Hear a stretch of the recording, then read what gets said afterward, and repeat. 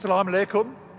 I'm absolutely delighted to be here. My thanks to the Islam Channel, the organisers, and congratulations as well on achieving the huge scale of this event once again this year. And let me also extend a personal welcome to everybody as one of the local members of Parliament to the Excel Centre, which in a little less than 3 years is going to be one of the Olympic game venues in 2012, and I particularly want to welcome all those who've come from outside the UK to join us for this very impressive and important event. And it is very impressive from my point of view to see such a large number of people coming together here in East London in the name of faith. I first came to East London 30 years ago when I was a student to help out on a church project not far away in Forest Gate, and I'm still a member of the new church which was set up by the project team a little while later on in Plaistow.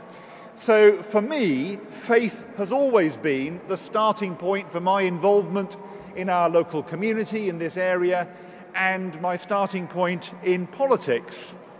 We're about to see on London buses some adverts that say there probably isn't a God, when parts of our society are so deeply secular as they are today, so hostile to acknowledgement of God. I want today to express appreciation and thanks to Muslims in Britain for insisting on faith, for helping put faith back today at the centre of Britain's national life and debate in a way that it wasn't for a very long time. You are a very important part of the reason for that change, and it's a change that I welcome, that people again are talking about faith in the UK. I'm the Labour Party's Vice Chair for faith groups, and people sometimes say you shouldn't mix faith and politics, that if you do, you're asking for trouble. I take the opposite view. We need a lot more people taking up politics from the starting point of faith, because faith is the source of decent values, honesty, responsibility, commitment to family, generosity, solidarity, support for peace, anger at injustice and at poverty, decent values which the Muslim community shows in abundance. Those are exactly the values that we need in politics and which this event can help us to promote. And if we don't have those values in our politics, then our politics will be much the worse as a result. Earlier this year, the BBC World Service broadcast a radio programme that was recorded locally. They visited with me 2 mosques, the Shah Jalal Mosque in Manor Park, Anjuman Islamia in East Ham, and we went to 2 churches, a Hindu temple and a Sikh Gurdwara.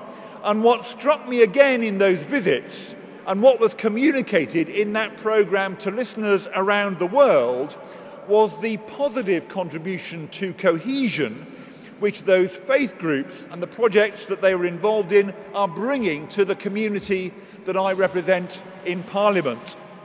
Because what are our hopes for Britain? We aspire not just for successful businesses, but also for companies and business people who take account of the social, the environmental impact of their businesses. We want business people who recognise not only the money they can make, but also the good that they can achieve.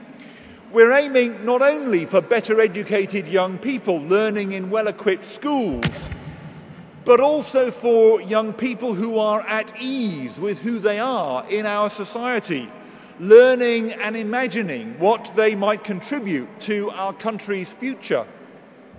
We're aiming not just for a world-class health service with dedicated staff, but also for respect and understanding of our individual needs and of the needs of our communities. We aspire for a society which values the talents of every single person, allowing us to contribute with every individual achieving what none of us, no matter how wealthy we were, could achieve on our own.